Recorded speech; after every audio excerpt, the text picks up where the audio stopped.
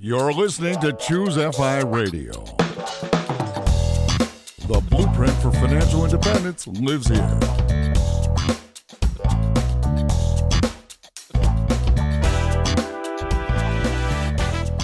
If you're looking to unlock the secrets to financial independence and early retirement, you're in the right place. Stay tuned and join a community of like-minded people who are getting off the hamster wheel and taking control of their lives in the pursuit of financial independence. Choose FI, your home for financial independence online.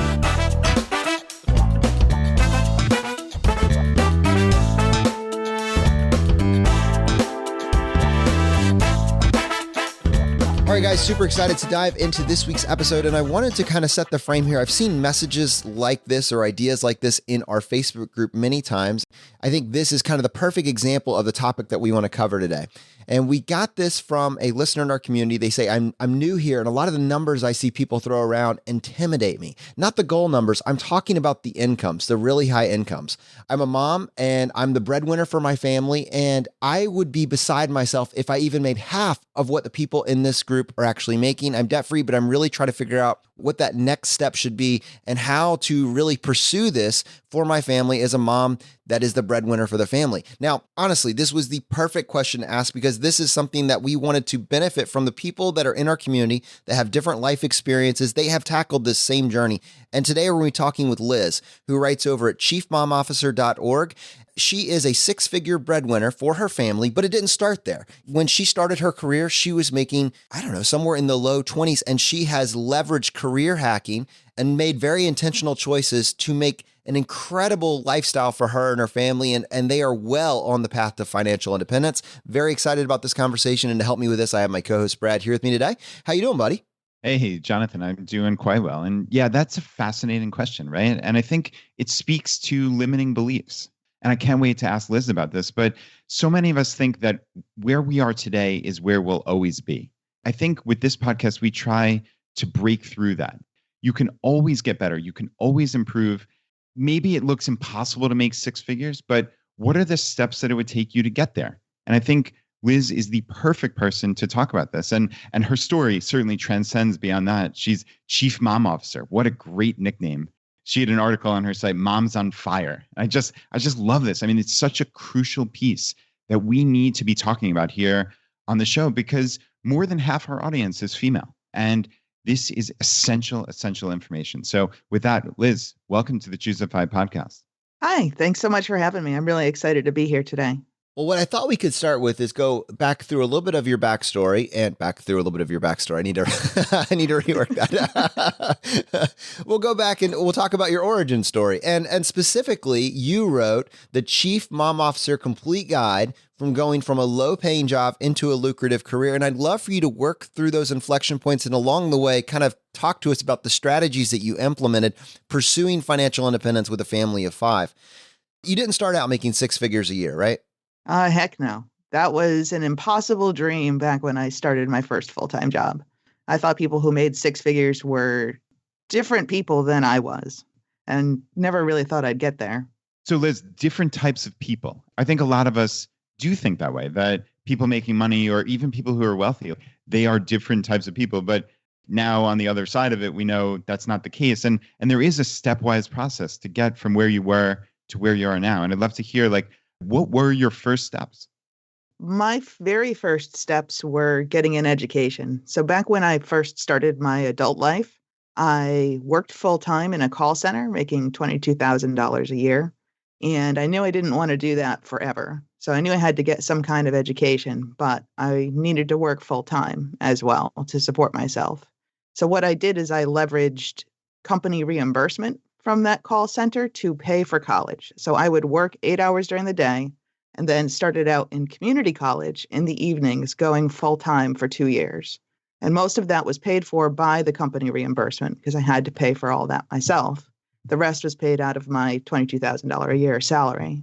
And after finishing the first 2 years of community college, I transferred to a 4-year school where I finished up my bachelor's degree, doing the same thing, working 40 hours a week in the call center, And then in the evenings and on weekends, taking 5 classes that were mostly paid for by the company reimbursement as well as tax credits. So after the end of the 4 years, I had a bachelor's degree in accounting, which is a field I've never actually worked in, but I managed to get that bachelor's degree in accounting. And at my company, I had managed to transfer from the call center into a different job in IT, where I was making the whopping sum of $35,000 a year, which I thought was absolutely amazing because I had increased my salary by $13,000 a year, which when you're making $22,000, that's, 50% increase. So I was extremely happy, but also I didn't know it at the time, but I was extremely underpaid. Yeah, Liz, this is fascinating. So let's just go back real quick. Company reimbursement. Is that a perk that just your company offered? Is this a standard thing that you've noticed across many companies? And what was that dollar figure? And were there any stipulations? In my career, I've worked for large companies, and all the large companies that I've worked for have some form of company reimbursement for education. And the dollar amount varies by company, and the stipulations also vary by company. So the one I was working for at the time would reimburse something like up to $5,000 per year. Might have been $6,000. It was a while ago now. You had to get certain grades. You had to maintain a certain GPA, and the degree had to be in a field that was related to something the company did. But since the company was very large, I could get a degree in almost anything business related, and it would be reimbursed. So I couldn't get a degree in, say, basket weaving, because that had nothing to do with anything my company did. But I could get a degree in accounting because my company had accountants, even though I was working in a call center answering questions about car and house insurance, which has obviously nothing to do with accounting. Some companies have a stipulation that you have to stay a certain amount of time after you finish your degree. My company at the time did not have that, but the company I work for now, where I finished up my MBA using a similar method, does. And you have to stay 2 years afterward, or you have to repay the reimbursement. And I'd say in large companies, that's pretty common. But even in smaller companies, jobs like UPS, Starbucks, and Dunkin' Donuts, they all offer some form of company reimbursement. Yeah, that's cool. Actually, while you were talking, I was Googling this, and it looks like, there's this educational assistance tax-free fringe benefit. It looks like your recollection was right. It looks to be $5,250, I guess, either 2018 or 2019. So yeah, it's still right around that 5,000 mark that you recollected. And so that is just in essence a gift or a grant. In most cases, you don't have to pay it back, like you said, unless there are those stipulations. But that's just a benefit for working there, right? Right. It's kind of like a 401k match, except an educational match. You put in the work, they put in the money. And then when you went to get your bachelor's degree, was it a pretty easy transfer moving from the, I guess, associate's degree or community college to the 4-year college? I think a lot of people have questions about that. And personally, I don't have much experience with it. So talk me through the process of, do you have to apply to the university? Was it a state university where there's a guaranteed admissions, or how did that work?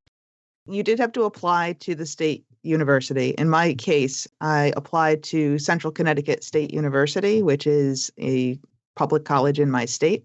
And they have a program with the community colleges where the credits are guaranteed to transfer. So you have to be familiar with the requirements for what will transfer, what won't, how it will transfer. Sometimes the classes will transfer 1-to-1. Like if I take an English class in community college, it becomes a credit toward an English class at the 4-year college. Whereas if I took, say, an elective at the community college, that might become just a general elective at the 4-year college, even if they don't have an exact equivalent. So you have to do your homework and make sure that the courses you're taking in community college will transfer, and that they will transfer as credits toward your major.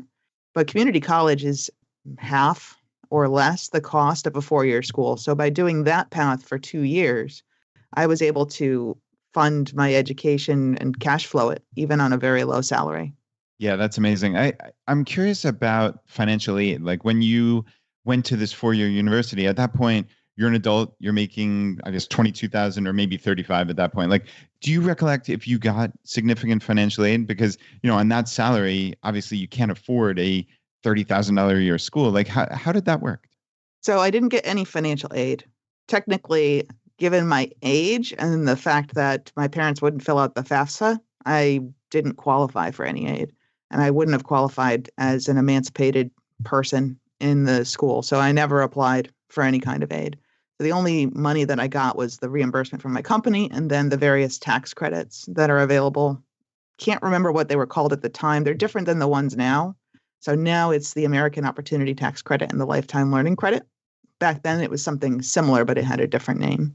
So no, I didn't get any financial aid. I paid for college out of my salary for what was not covered by the company reimbursement, which was basically fees and books were not covered. So I had to pay for those myself. And the tuition was paid for by the company. And they, at the time, had a policy too. If you went over the dollar amount they'd reimburse per year, they would save up the extra. So say I spent $6,000 in tuition costs and they only reimbursed $5,000. So they'd take that extra $1,000 and it would be a credit the next year. So they would pay me an extra $1,000 the following year to make up for the difference in tuition cost. And at the end of it, I graduated with no loans and I had cash flowed it the whole time, working full time and going to school full time. Liz, first of all, that's amazing. And you can tell just by talking with you for a couple minutes how driven you are and how you're trying to figure out the secrets of financial success. You're willing to put the work in. As you looked around you, either at your peer group or you just did your own research, did you find examples of individuals that had kind of walked in your footsteps? I mean, what did it look like for you to actually map out a game plan for your kind of career hacking adventure over the next decade? So at the time, it was difficult, although not impossible, to find other inspirational stories of people who had done something similar and try to learn from them. So I would read books and magazines, and there wasn't much available on the internet back then because I'm old. This would have been in the late 90s and early 2000s. Back when there just wasn't much out there. But I would seek out and find these inspirational stories about people who had started off in the mailroom and then worked their way to becoming the CEO of a company, or working moms who had started at a low salary and then worked in a career, and in their early 30s or mid 30s, late 30s, they had risen up through the ranks to earn a really good salary. So I would seek out and find and read these different inspirational stories from different angles and different perspectives to try to see how I could apply that in my own life and my own career. Because when I finished college, as I was mentioning, I made $35,000 a year in my new IT job. I thought that was a great salary compared to where I'd been, but it wasn't really where I wanted to go. And at the time, I was also pregnant with my oldest son, and he was born 2 months after I finished college. So once I came back from maternity leave, I was really seeking out stories of people who had even been young moms and risen up through the career ranks. And those stories really inspired me to keep going and gave me a lot of knowledge of different ways different people had approached things. And it showed me there wasn't one formula for success where if you do this and then that and then this other thing that equals success, but that there were a number of different things you could do to increase your chances of getting there. Okay, well, obviously, we need to talk about what are those different things that you could do to increase your chances of getting there. Thank you for setting me up for that. So I noticed a lot of different things in common with a lot of the people who had risen through the ranks and gotten to higher salaries from a lower place. One was that they tended to work for larger companies with a lot of different kinds of opportunities to move around into different fields and get different kinds of experiences. It just seemed to be easier to move up in a company where there's a lot of different opportunities versus in a smaller company or a family-owned company that can be more difficult just because there's less positions open, more everyone wears multiple hats. Would you say there's an advantage for working for a large company, even if it's a low-paying job? I would say so, at least based on my experience, because there are so many other opportunities where you can move from that lower-paying job if you get the educational background and you can gain the contacts in a number of different ways as well. All right, Liz. So that's clearly the first of these items on the how do you increase your odds of success, but it sounded like you had many more. I'd love to hear them. Yeah. So another thing that I did that I found was really a key to success in a lot of different areas of my career was volunteering for everything. That's a way to not only network with other people, but also to increase your experiences and your skills in things that have nothing to do with your day-to-day job. So I actually scored my first job in IT. Remember, I said I was an accounting major, so I didn't have an IT background. But I got that job from the call center because I had volunteered to help out on a project where I got to know some of the IT people. they were redesigning an application for car and house insurance. And I would do anything to get off the phones for a while, because talking at a call center 8 hours a day, 40 hours a week, you want to do whatever you can to get off the phone and have a little bit of a break for a bit. So volunteering there led me to telling them that I was wrapping up college soon and I'd have my bachelor's degree in about 6 or 7 months, I think it was at the time. And they mentioned they had an opening for something called a business analyst and that I should apply. And I didn't know what that was, but it didn't involve talking on the phones. So it sounded like a great career move to me. So that volunteering led directly to that first IT job. I also volunteered to help out with a corporate initiative where I ended up being able to speak in front of my entire company of 30,000 people directly because of volunteering for this initiative, as well as I got to know people from all over the company in all different kinds of jobs. And we had a club too called Toastmasters, which people may be familiar with, that helps you increase your public speaking skills. And joining that club in the confines of my company not only let me increase my ability to speak in public, but also let me meet people from all over the company who were interested in public speaking. So it was a form of networking, but not the sleazy and annoying form of networking that I personally don't like, where you just slide up to people and start talking to them about yourself. It was more natural networking because we were all working on an initiative together, or we were all looking to increase our public speaking skills. And those were developed skills that were beneficial longer term in my career, even though at the time they didn't directly increase anything with my day-to-day job. So I find it very interesting. You said you actually found the Toastmasters Club inside your corporation. Was that accurate? That's right. Yes. A lot of larger corporations run their own Toastmasters clubs that meet during lunchtime, sometimes in the evenings, but the ones that I've been in meet at lunch once every couple of weeks. Everyone gets together and works on their public speaking skills. That's really cool. So it sounds like you are the prototypical talent stacker here. You're trying to just put together this array of skills, even from networking and volunteering. Like, those are skills, right? Meeting other people, learning how to speak in public in front of 30,000 people. That's insane. Talk me through Toastmasters, though, really quickly, because I've heard of this before and I have a general sense of what it is. But what does that look like in an hour? Were you someone who was deathly afraid of public speaking like many of us, or was this a skill that you had to some varying degree and just honed it? So I would say it's the latter. So I'd always been interested in public speaking. It never scared me to death like it did a lot of other folks. And in fact, I had taken a public speaking course in college where I did pretty well and actually gave a speech about compound interest that my teacher later told me to never give for free ever again. But it was a skill I was interested in honing and getting better at because I was okay at it, but I was in my early 20s. So I didn't have a lot of experience. And in my day job, which was at that point in time in IT, I didn't have any opportunities to speak in front of a lot of people. I was writing specifications for what screens should look like and what systems should do, which is great, but doesn't involve a lot of presentations. But I knew that was a skill I wanted to have for later in my career, even if I didn't really know how I was going to use it. So the way that Toastmasters worked was that once every couple weeks, myself and the other folks in the group would get together during lunchtime. And it was run as a regimented program where every week there was a series of prepared speeches and then also a section of off-the-cuff speaking so that you could get used to both preparing a speech on a topic.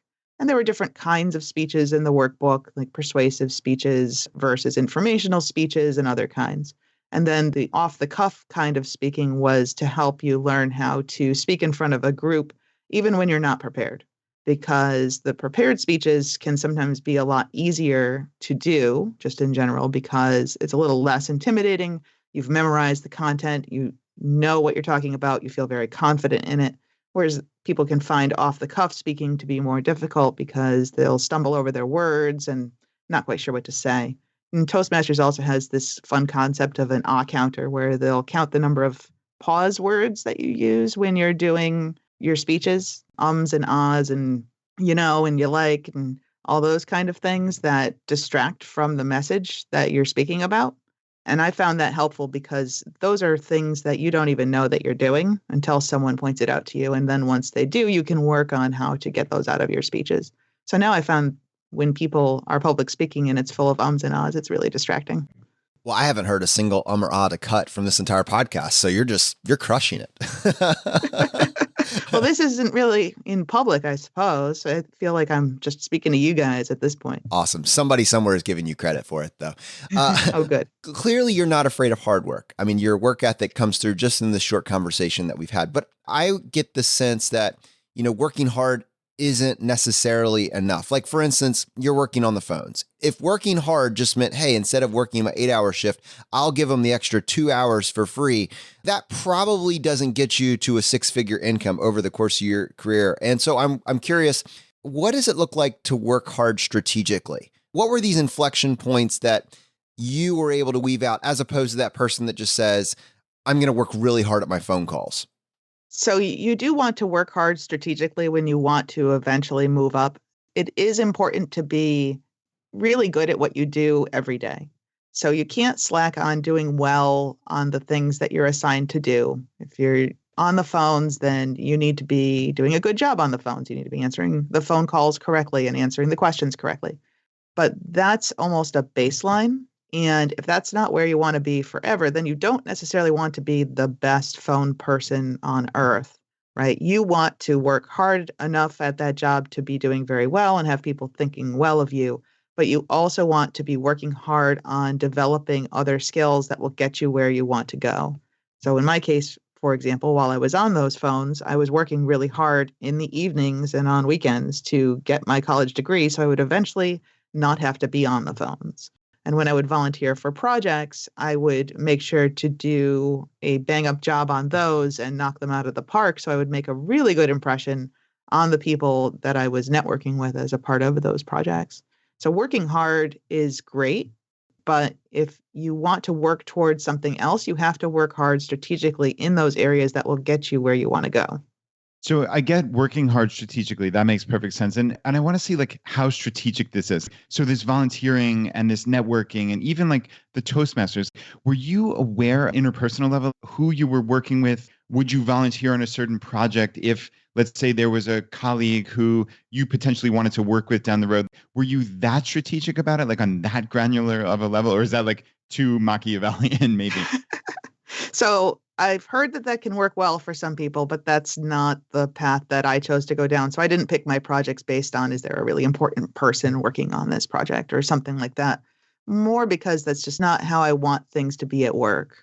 It was more that I wanted to get to know other people and know what kind of opportunities were out there and get to know people at my level, but in different areas of the company so that I could figure out where I wanted to go. Because like many people too, I didn't have a crystal ball or a picture perfect idea of what my career is going to be 5, 10, 15 years down the line. In a lot of cases, I just knew I didn't want to do what I was doing today. I wanted to do something different, but didn't really know what the something was. And getting to know those other people helped me to better figure out what that something might be one day, as well as has helped me as I've grown in my IT career because I have a greater understanding of all the different areas of the company just from the friends that I've made through these various initiatives. Let's talk about being a lifelong learner and using that interest to really help you achieve your goals. What would that look like for someone that's, working inside of a large corporation and is going, in your case, if we're following your journey, you started out, you're making $22,000 a year. You get to IT, now you're making $35,000 a year. Currently, you're making somewhere in the 6 figures. There's a pretty big gap there. How did love of learning help you, bridge that gap? So the gap was bridged both through my love of learning and seeking out additional education and these volunteer opportunities, but also having some good people that helped me know what I was supposed to be being paid. So let me talk a bit about the lifelong learner aspect. I already talked about the volunteering, and that helped me learn because I would read up on what it was we were doing and why we were doing it. But also generally, when I work on any projects in my company or I work with any new areas, I do a lot of research and I do a lot of reading on what these projects are doing. What are we trying to accomplish? And get to know the bigger picture of the things I'm working on, the departments I'm working in, as well as the company, which doesn't always translate day to day with what exactly I might be doing today. If I'm writing a document, it might not help me with that. but it certainly helps me in conversations with other people. And that kind of knowledge just helps you to grow in general and find other opportunities that might be available and come up with good ideas that get you promoted and get you those better jobs. So, and eventually, after getting my bachelor's degree, I also mentioned this earlier, but I sought an MBA because I really liked reading up on business.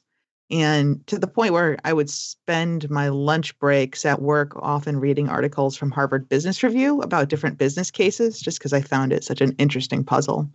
So I eventually went for my MBA and learned that way about all of the different areas of running a business and got my MBA with a concentration in technology and international business, which then years down the line actually led to me getting a position in my company's international technology organization. So I'd say with learning, there's just a lot of different things that you can do to learn about your company, your job, your project, your industry that will help you down the line in ways that you can't foresee. Yeah, Liz, I definitely want to talk about those future positions, but I did want to just double back to one thing real quick. So you said you were making $35K in this IT position and you were severely underpaid. Now, was that something where you personally were being underpaid just because you moved from this other call center and they said, oh, we can probably get away with paying her $35K? Or was it like that was the rough positional salary? Or how did you even figure out you were underpaid, I guess, is my ultimate question. Yeah. So that's a funny story. It was because I came from the call center. I know that for a fact. So at the call center at the time, I had gone from 22,000 to maybe the upper 20s over the 3 or so years I'd been there. And when I applied for the IT job in my company's corporate headquarters, they knew what I was making. So they knew if they offered me 35,000, to me, that would be a large jump in pay.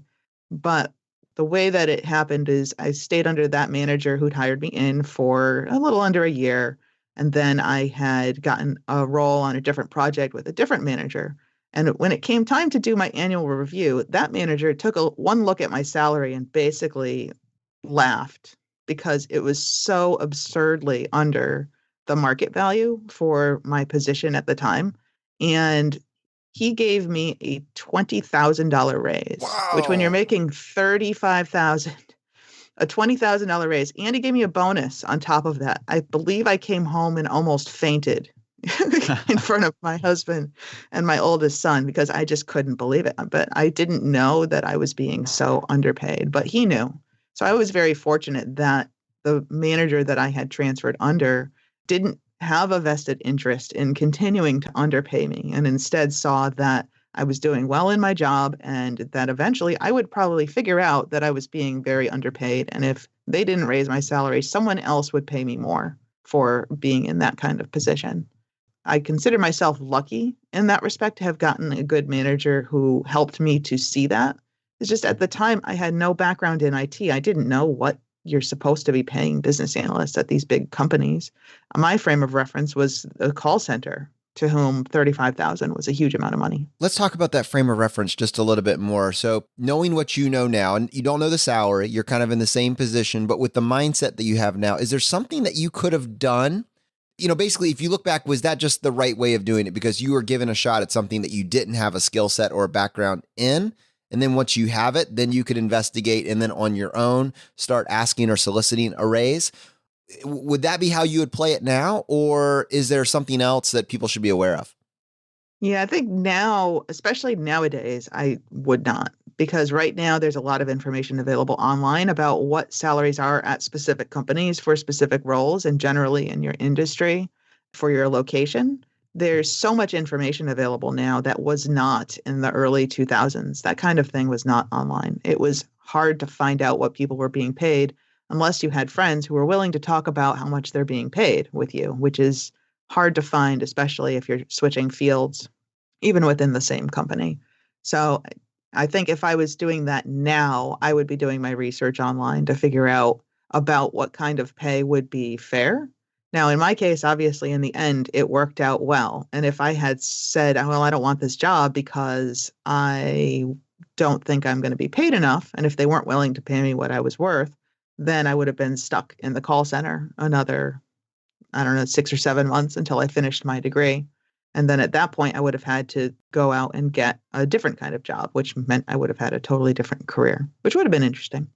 But I would say that now, especially now, you just go and do your research and homework online and figure out what's fair to be paid when you're looking to switch fields. I want to circle back to that moment when, because we talked about this manager that really kind of took advantage of your lack of knowledge of what a fair pay scale is. But I don't really want to talk about that as much as I want to put myself in your shoes. You're working in a call center. You've been raising your hand. I want additional opportunities. I want to move into a different sector. I'm going to apply for something that I really don't have at this point a justifiable background in. I believe I can learn the skill set. I'm the type of person that can learn anything.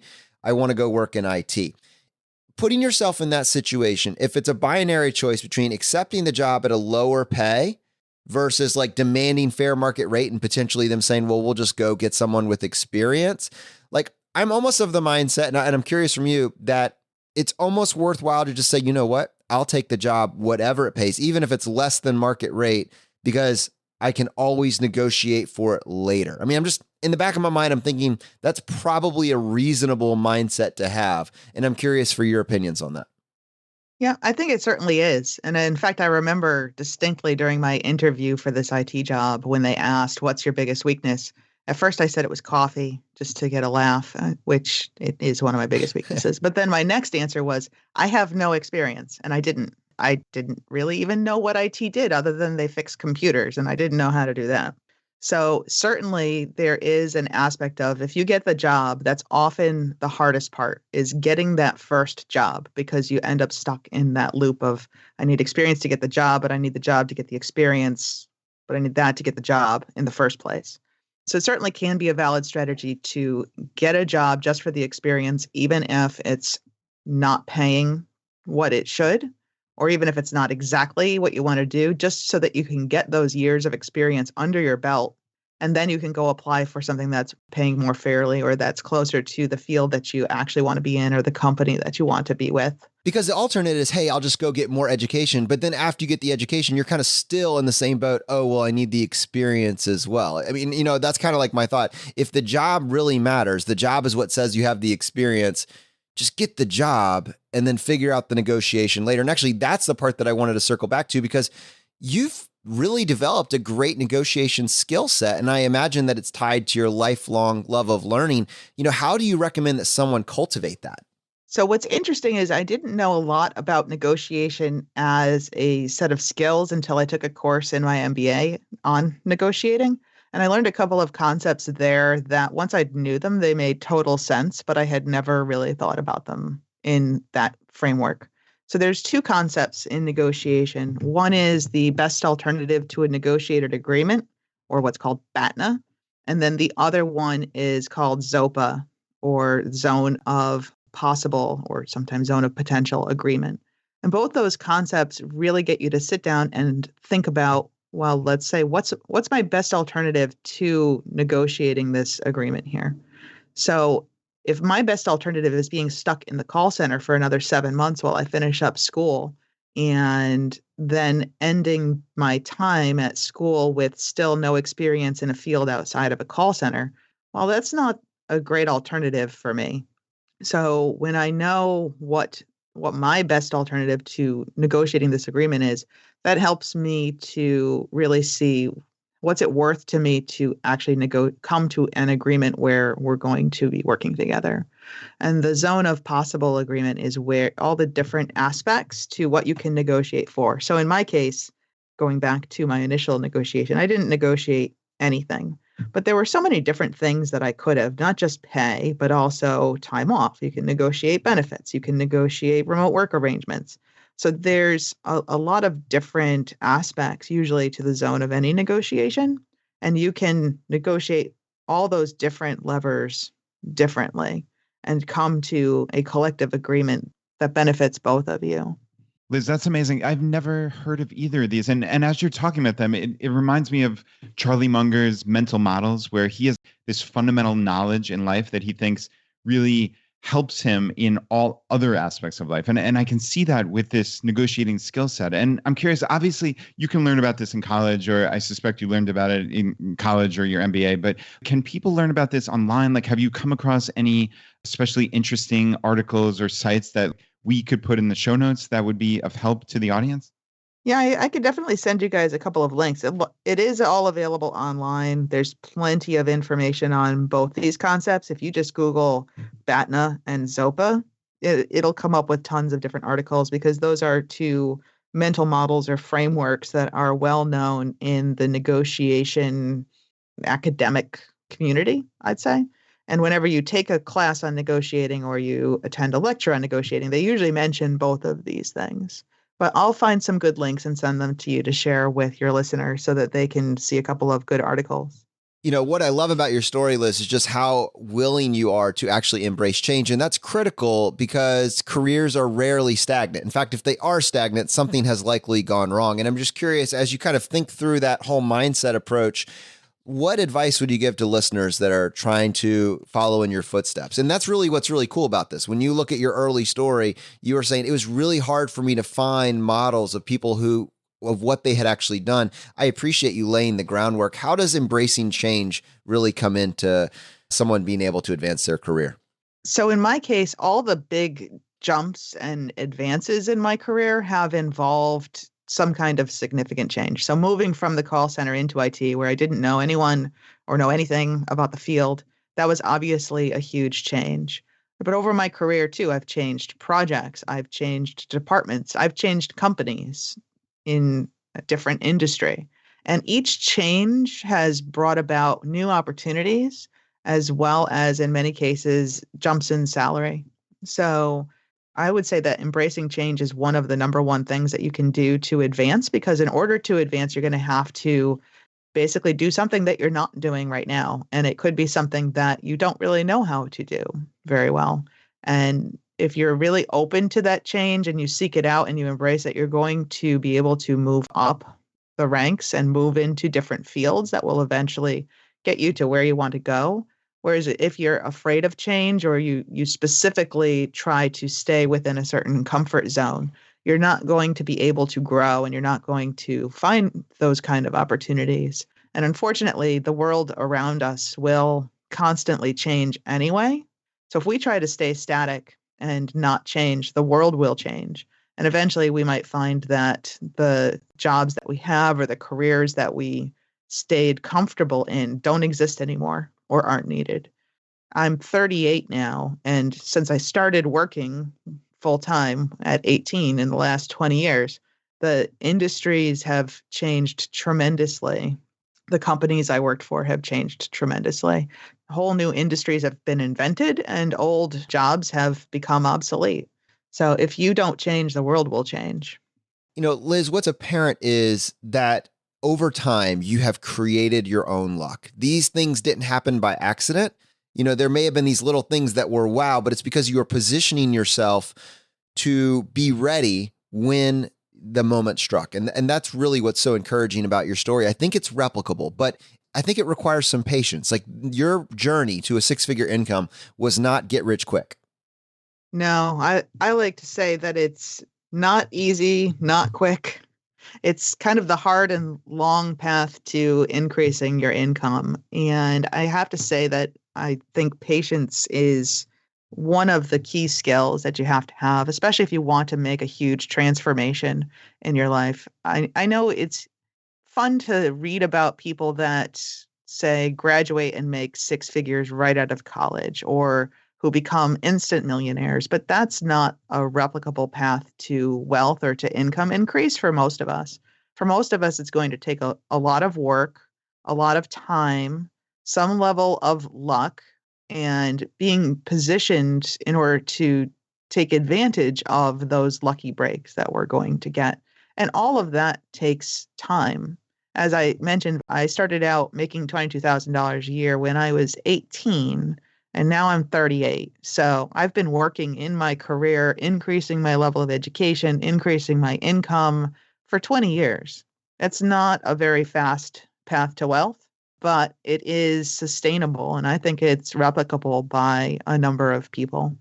Yeah, Liz, I love this. This reminds me of Scott Adams and his systems thinking in his book, How to Fail at Almost Everything and Still Win Big. And it's what you've been talking about throughout this whole episode, right? Increasing the odds of success, building skills, networking, having patience, and doing this over many, many years and decades, and just knowing that when you have the system right, you don't have a very minor specific goal of like, I need to make X by a year from now. You've built a system that is almost guaranteeing you success in life. And I just absolutely love that. And I hope the audience is really, really leaning in and understanding like how crucial this is to a successful life, not just a successful, oh, I need to hit that goal.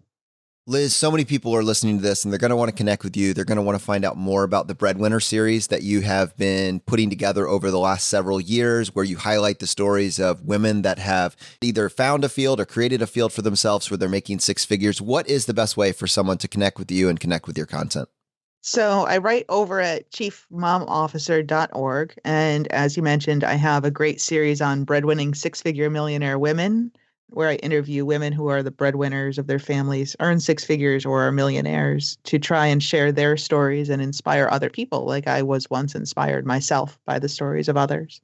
I also hang out on Twitter at Liz Officer quite a lot, and I'm on Instagram at Liz_Chief Mom Officer. So I would love if folks connected with me and shared their stories. All right, now in most shows, that would be the end of the episode. But Liz, on this show, we would love to give you the chance to tackle the hot seat. Are you ready for this? I'm ready.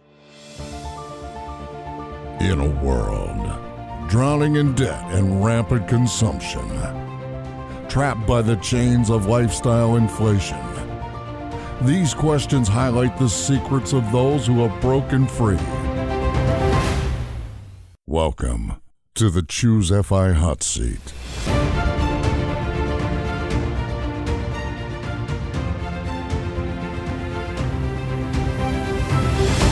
All right, Liz, question number one, your favorite blog that's not your own? I would say it's Penny from She Picks Up Pennies. I just love her writing style and her story and the way that she's working toward bettering her financial situation. So love Penny. All right. Question number two, your favorite article of all time. Now, this can be one that you wrote or someone else's.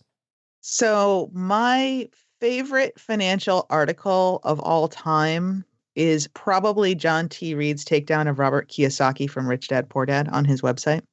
It is the longest, most detailed takedown I have ever read. And I occasionally go back to it just to reread it and see how.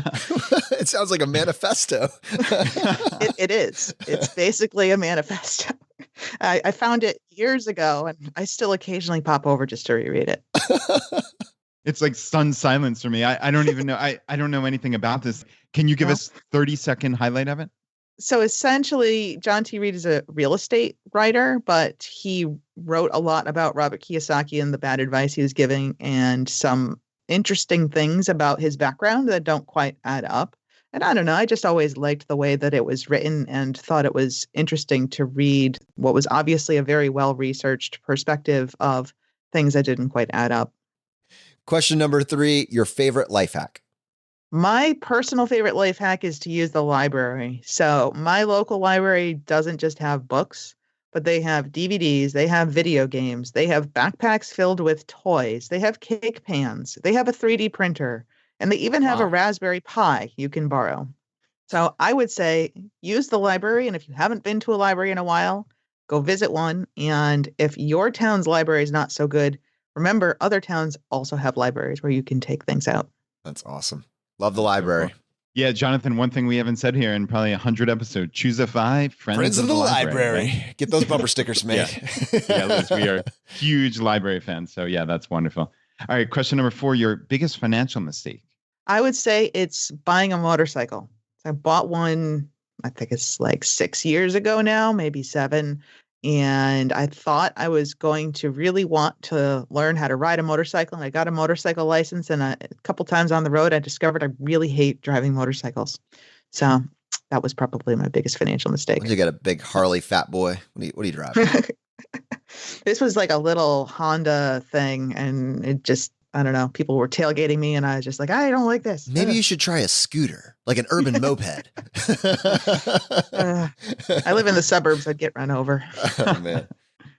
All right. Question number 5, the advice you would give your younger self. Don't buy a moped.